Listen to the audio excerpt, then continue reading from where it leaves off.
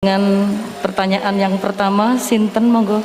Gus badhe nyuwun pirsa, di era milenial ke para ibu-ibu, para emak-emak yang biasanya kan ibu-ibu sak menika arane emak-emak yang pada waktu masa lalu dereng mengenal dereng mengenal dan memahami perkembangan ilmu pengetahuan dan teknologi seperti saat sekarang. Kadang-kadang merasa bingung, ibu-ibu merasa bingung menghadapi tantangan pendidikan di masa sekarang ini. Peserta didik sekarang dituntut paham dan bisa mengoperasikan perangkat multimedia sosial supaya tidak tertinggal oleh perkembangan pendidikan yang sekarang ini perkembangannya sangat pesat. Sementara di sisi lain banyak informasi kurang mendidik yang bersumber dari perangkat multimedia tersebut. Ngeten Gus, ibu-ibu menika kadang-kadang bingung. Santri menika kan boten pareng beto HP. Tapi sekarang niku pendidikan memerlukan kita harus pakai HP. Nah, yang ibu-ibu itu mau mengikuti itu sudah kadang-kadang sininya sudah tidak nyambung. Diwarai WA mawon kadang-kadang mboten sakit, nah mungkin kalau santri itu sudah mengunci HP-nya, kita tidak ngerti ini bagaimana caranya kalau dikunci, jadi tidak bisa. Terus bagaimana Gus caranya kita itu bisa mengarahkan anak-anak sehingga anak-anak itu walaupun pakai HP bisa bisa mempergunakan dengan sebaik-baiknya. Kadang-kadang di pondok itu sudah diberi jam, nanti jam segini ditumpuk, tapi wong ya anak ya tetap anak, kadang-kadang ya diselipkan. Kemudian pertanyaan kita sebagai orang tua dari anak-anak kami, baik para santri atau anak kami sendiri, apa yang harus kita lakukan? Repot, HP saja tidak bisa, apalagi laptop. Padahal anak-anak itu kalau mencet itu sudah tahu apa-apa, sedangkan kita yang tua tidak ngerti caranya mencet kadang-kadang. Kemudian bagaimana gini Gus, supaya anak-anak itu juga bisa mengikuti zaman tapi selamat sehingga mereka bisa pinter dalam ilmu pengetahuan tapi juga hatinya selamat, bisa selamat di dunia dan selamat di akhirat. Matur suwun. Nggih. Ingkang ngutus Gus Bahak kula mboten wantun nolak nggih. Assalamualaikum warahmatullahi wabarakatuh. Gus, sekarang di pesantren-pesantren itu banyak para ibu nyai yang memiliki peran lebih besar dalam mengasuh para santrinya dibandingkan peran Pak Yai.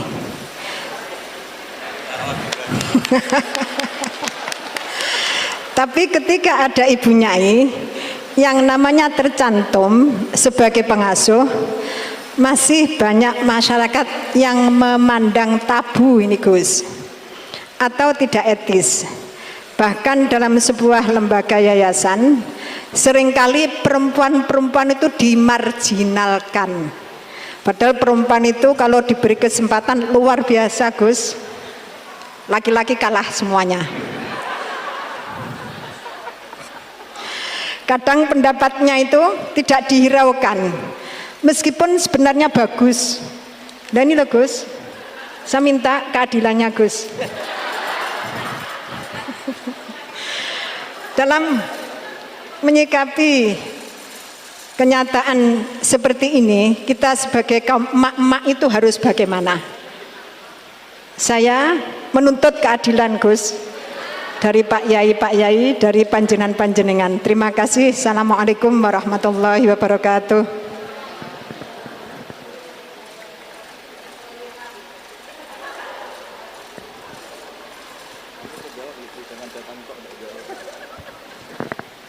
Ya nanti yang ikut jawab Bu Gubernur ini kan masa mau jadi pemimpin tidak mau jawab problemnya.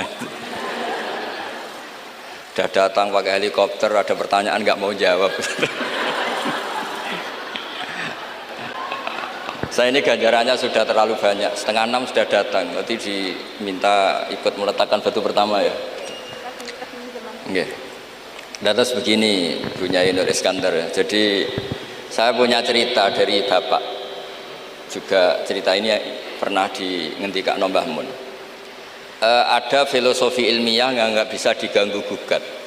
Ini harus kita camkan. Misalnya begini, al-insan abdul ihsan. Manusia itu pasti mudah diperbudak atau dikalahkan oleh kebaikan. Singkat cerita ada seorang kiai waroi zuhud, di rumah nggak ada TV, nggak ada HP, nggak ada motor. Saking inginnya anak itu nggak terkontaminasi TV, nggak terkontaminasi HP, juga nggak sering keluyuran ada motor. Tapi apa yang terjadi? Anaknya ini malah pertama punya HP atau memakai HP dipinjemin temannya. Kebetulan temannya itu tidak sholat. Pertama naik motor juga dipinjemin orangnya yang nggak sholat. Pertama tahu TV juga di tetangga, komunitas keluarga yang tidak sholat. Sehingga perasaan anak ini hanya punya utang jasa sama orang yang tidak sholat. Lama-lama kenangannya apa? Ternyata orang yang tidak sholat itu lebih manusiawi ketimbang yang sholat. Singkat cerita anak ini akhirnya nggak sholat. Ketika anaknya itu nggak sholat, orang tuanya itu coro Jawan itu tobat, minta maaf sama bapak, sama saya. Era kiai saya minta, karena melihat Mbah Maimun itu di rumahnya ya ada TV, bapak saya di rumah ada TV, juga ada motor. Ketika sowan, walhasil intinya diceritain kenapa banyak kiai alim yang longgar, di rumah ada TV, ada HP, ada motor. Ternyata karena jangan sampai anak kita pertama merasa utang jasa itu sama orang lain. Nah, kalau orang lain ini yang orang nggak bener bisa berabe kan.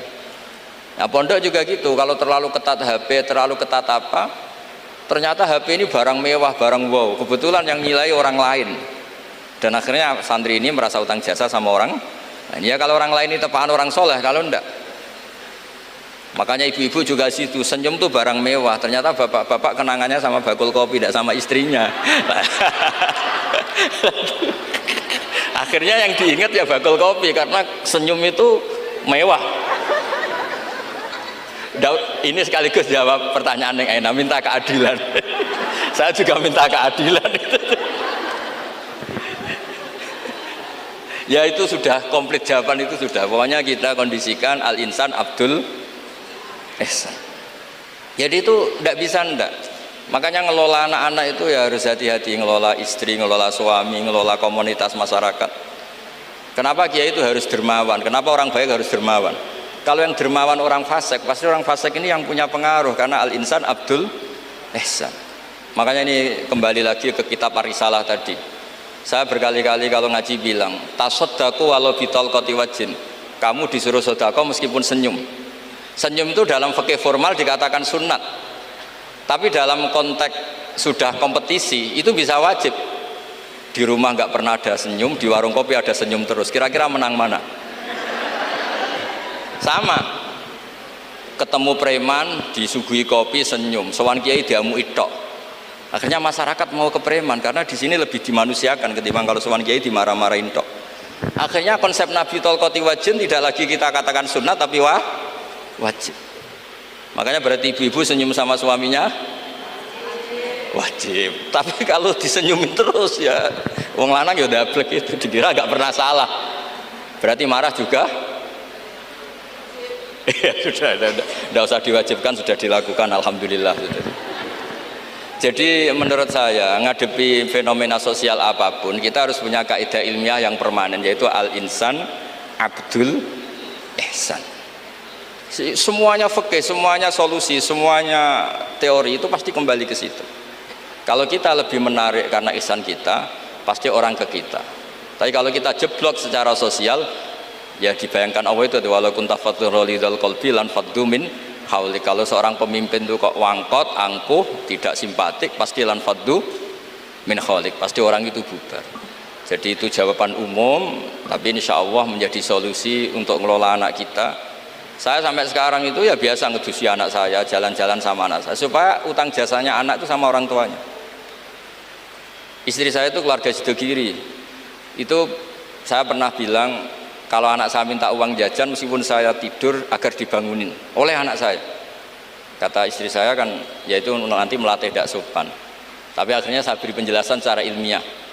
Yang wajib jajano anak itu orang tuanya, jangan sampai ganggu mbak-mbak atau kangkang, sehingga korbannya ya harus saya, bukan orang lain. Jadi kita harus kadang-kadang lebih bicara ilmu ketimbang akhlak. Apa artinya anak kita berakhlak sama orang tua, tapi anak kita pas mau jajan ngel-ngel orang lain.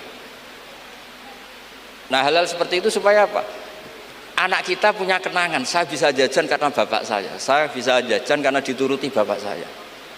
Tapi kalau kenangannya sama tetangga, dan kebetulan tetangga kita misalnya kurang baik, maka nurutnya sama tetangga yang kurang baik ini.